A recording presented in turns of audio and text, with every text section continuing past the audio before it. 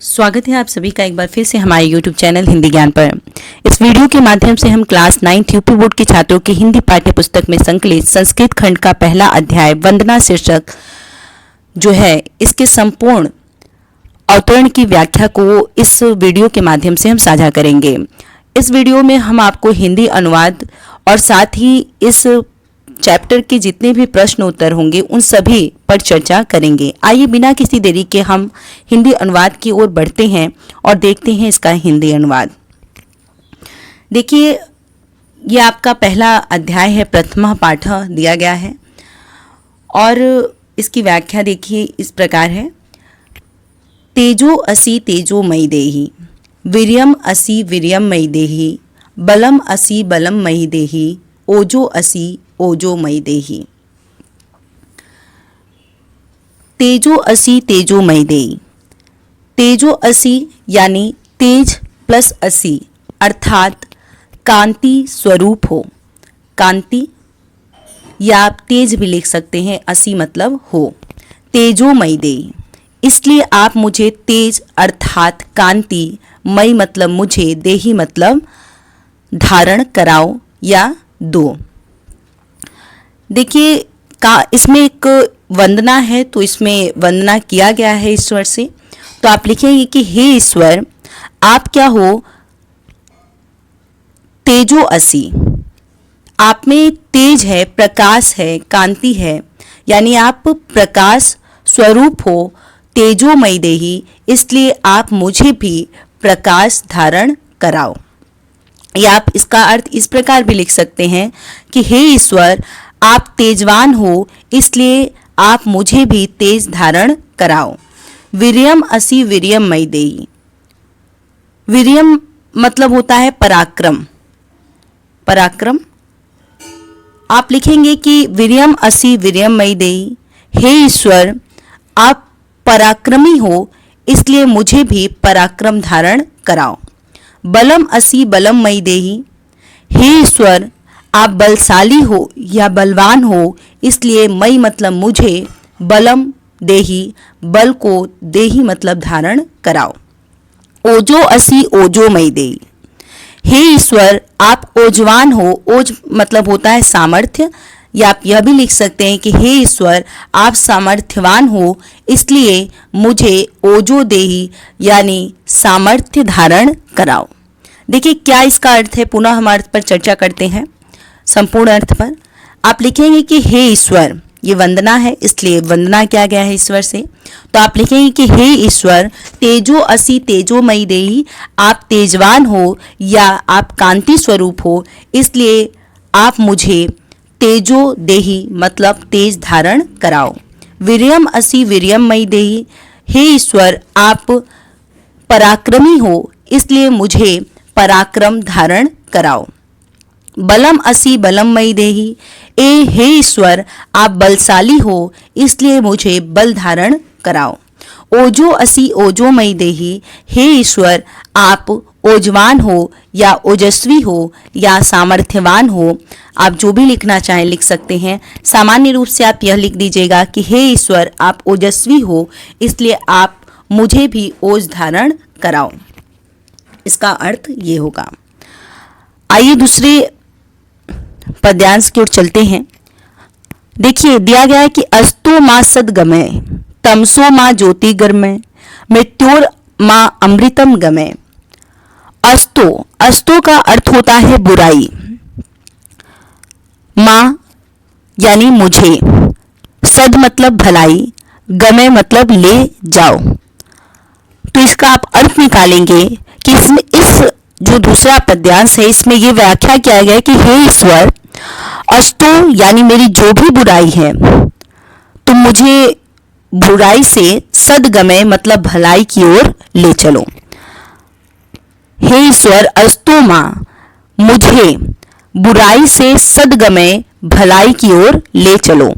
तमसो मां ज्योतिर्गमय, तमसो का अर्थ होता है अंधकार। मां मतलब मुझे, ज्योति मतलब प्रकाश, गमय मतलब ले चलो।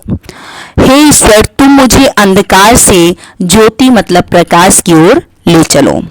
मृत्युर मां अमृतम गमय, हे ईश्वर तुम मुझे मृत्यु से अमृतम मतलब अमृतत्व की ओर गमे मतलब ले चलो।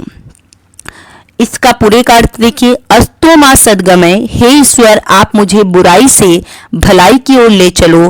तमसो मा ज्योति गमय, हे ईश्वर आप मुझे तमसो मतलब अंधकार से ज्योति गमय प्रकाश की ओर ले चलो। मृत्योर मा अमृतम गमय, हे ईश्वर आप मुझे मृत्यु से अमृतत्व की ओर ले चलो। तीसरे पद्यांश का अर्थ देखिए, यतो यत समीहसे ततो नो अभ्यम कुरु सनः कुरु प्रजा भयो अभ्यम न पशुभय। यतो यत समीहसे, यतो यत का अर्थ होता है जिस जिससे, समीहसे मतलब तुम चाहते हो, ततो नो अभ्यम ततो उससे, नो अभ्यम मतलब निर्भय करो यानी निडर कर कुरु मतलब करो, नो अभ्यम मतलब बिना डर का या निडर कर देना या निर्भय कर देना, कुरु मतलब करो। समम कुरु, सनम कुरु का अर्थ होता है कल्याण, कुरु मतलब करो। प्रजा भयो मतलब प्रजाओं का। अभ्यम यानी फिर से निडर, इसका अर्थ है अभ्यम का। पशुभय मतलब पशुओं को। इस पूरे का अर्थ देखते हैं, यतो यत समीहसे, हे ईश्वर यतो यत जिस जिस से, समीहसे चाहते हो, जिस जिस से चाहते हो, ततो नो अभ्यम कुरु उस से हमें, नो अभ्यम मतलब बिना डर का, कुरु मतलब करो यानी उस से हमें निर्भय करो। समम कुरु प्रजा भयो, समम मतलब होता है कि आप ये लिखेंगे कि समम कुरु प्रजा भयो, हमारी प्रजा का समम मतलब कल्याण, कुरु मतलब करो, हमारी प्रजा का कल्याण करो। अभ्यम न पशु भय, और पशुओं को भी अभ्यम मतलब निर्भय कर दो। यानी कहने का अर्थ यह है कि हे ईश्वर जिस जिस से तुम चाहते हो उस से हमें निडर करो। सनम कुरु प्रजा भयो, हमारी प्रजा का कल्याण करो, और साथ ही पशुओं को भी अभ्यम मतलब निडर कर दो यानी बिना डर का कर दो। चौथा पद्यांश देखिए, नमो ब्रह्मणे त्वमेव प्रत्यक्षम ब्रह्मास्मि, त्वमेव प्रत्यक्षम ब्रह्मा वदिष्यामि, ऋतं वदिष्यामि सत्यम वदिष्यामि, तन्म आमवतु तद वक्तार आमवतु आवतु माम अवतु वक्तारम।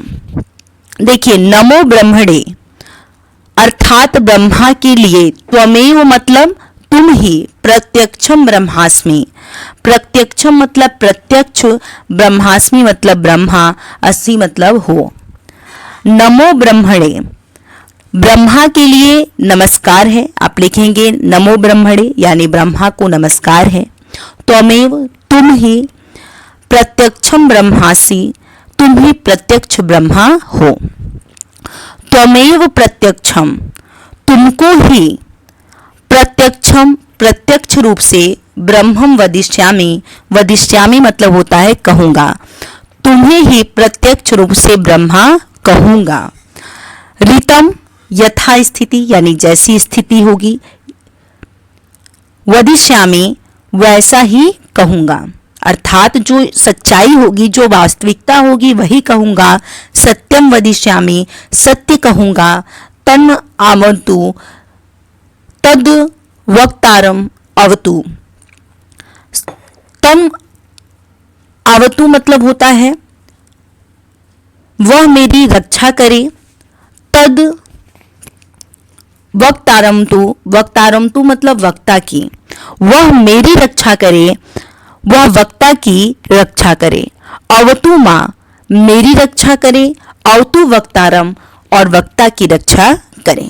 यानी नमो ब्रह्मणे ब्रह्मा को नमस्कार है। त्वमेव प्रत्यक्षम ब्रह्मास्मि मैं तुम्ही को प्रत्यक्ष ब्रह्मा कहूँगा, या तुम ही प्रत्यक्ष, ये लिखेंगे कि नमो ब्रह्मणे ब्रह्मा को नमस्कार है। त्वमेव प्रत्यक्षम ब्रह्मास्मि, तुम ही प्रत्यक्ष ब्रह्मास्मि मतलब ब्रह्मा हो। त्वमेव प्रत्यक्षम ब्रह्म वदिष्यामि, तुम्ही को प्रत्यक्ष रूप से ब्रह्मा कहूंगा। ऋतम वदिष्यामि, ऋतम मतलब जो वास्तविकता होगी, जो सच्चाई होगी। वदिष्यामि वही कहूंगा। सत्यम वदिष्यामि, सत्य कहूंगा। तम आवतु तद वक्तारम, वह मेरी रक्षा करे। तद वक्तारतु, वह वक्ता की रक्षा करे। अवतु माँ, मेरी रक्षा करे। अवतु वक्तारम, और वक्ता की रक्षा करे।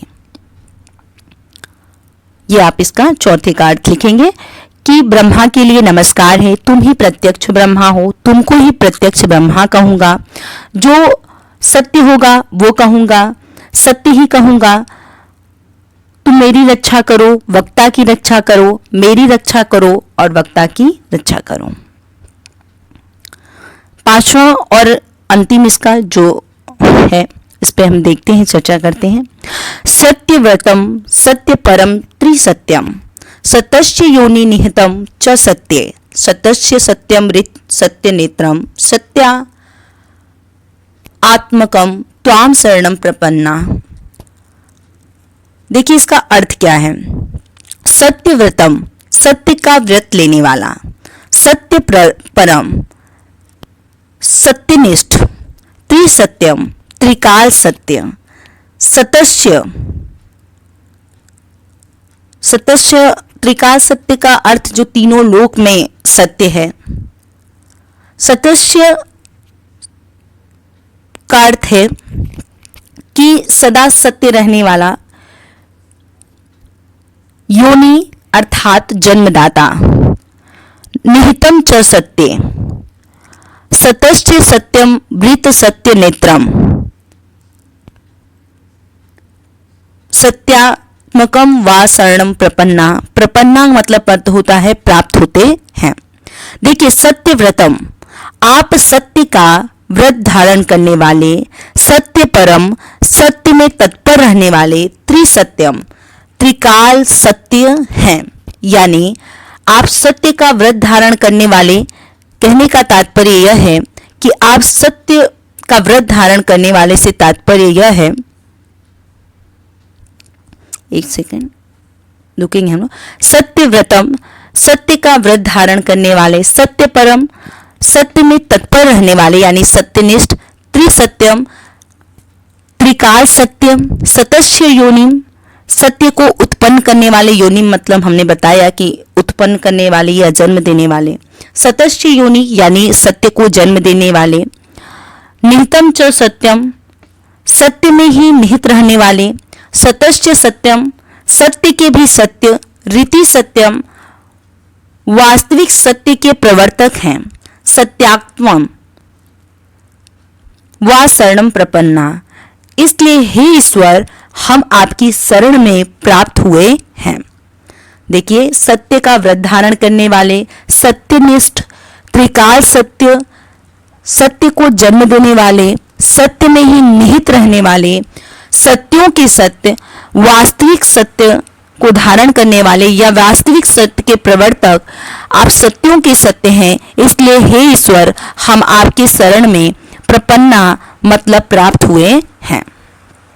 आइए अब हम आगे इसके प्रश्नोत्तर पर भी चर्चा कर लेते हैं। आशा है कि आपको समझ में आया होगा। अगर नहीं कुछ समझ में आया तो कृपया आप हमें कमेंट सेक्शन में कमेंट करके बता सकते हैं। प्रश्नोत्तर इस प्रकार है इसकी कि ईश्वरस्य क स्वरूपः अस्ति। देखिए बहुत सारी बुक में आपके दिया गया होगा कि भक्तस्य क स्वरूपः अस्ति, तो आप इसको वहाँ कट करके ईश्वरस्य क स्वरूपः अस्ति, ये सही है। जो नई प्रिंट वाली बुक्स हैं उसमें ये भक्तस्य देखने को मिलेगा, तो आपकी जो भी क्लास टीचर होंगे वो सही करवा सकें, जो भी सब्जेक्ट टीचर होंगे वो सही करवा देंगे। तो देखिए दिया गया है कि पहला प्रश्न दिया गया होगा कि ईश्वरस्य क स्वरूपः अस्ति। तो ईश्वरस्य क स्वरूपः अस्ति का अर्थ है कि ईश्वर का कौन सा स्वरूप है। तो ईश्वरस्य सत्य स्वरूपः अस्ति, सिर्फ आपको कह के जगह पे सत्य लिखना है कि ईश्वर का सत्य स्वरूप है। भक्त काम प्रतिज्ञाम करोति, भक्त क्या प्रतिज्ञा करता है? तो आप लिखेंगे कि अहम ऋतम वदिष्यामि, मैं सत्य जो वास्तविक है, सत्य है वही बोलूंगा, सत्यम वदिष्यामि, सत्य बोलूंगा, इति भक्त प्रतिज्ञाम करोति, ऐसा भक्त प्रतिज्ञा करता है। कि अहम ऋतम वदिष्यामि, मैं वास्तविक बोलूंगा, सत्यम वदिष्यामि, सत्य बोलूंगा, इति भक्त प्रतिज्ञाम करोति, ऐसा भक्त प्रतिज्ञा करता है। भक्त ईश्वरम किम याचते, भक्त ईश्वर से क्या मांगता है? तो भक्त ईश्वरम तेज वीर्यम बलम ओजः च याचते, भक्त ईश्वर से तेज, वीर्यम अर्थात पराक्रम, बल, ओज यह मांगता है। भक्त कुत्र गंतुम इच्छते, भक्त कहाँ जाने की इच्छा करता है? तो आप लिखेंगे भक्तम अस्त सद प्रति, यानी अस्त मतलब हमने आपको बताया कि बुराई से अच्छाई की ओर या भलाई की ओर, तमसह ज्योति अंधकार से प्रकाश की ओर, मृत्यु अमृतत्वम मृत्यु से अमृतत्व की ओर जाने की इच्छा करता है। ईश्वरस्य के नेत्रस्थ, ईश्वर के कितने नेत्र हैं? तो ईश्वरस्य ऋत सत्य रूपम इमे द्वे नेत्रे सतः, ईश्वर के वास्तविक और सत्य स्वरूप दो नेत्र हैं। ठीक है, तो इतना आपका प्रश्न उत्तर होगा। आप इसे चाहें तो स्क्रीनशॉट ले सकते हैं और यहाँ से आपका वंदना चैप्टर का समाप्त हुआ, पूरी व्याख्या और साथ में इसके अभ्यास प्रश्न जो भी थे। धन्यवाद, आज के लिए इतना है। फिर से जुड़ेंगे हम अगले वीडियो में, तब तक के लिए आप अपना ख्याल रखिए, घर रहिए, सुरक्षित रहिए।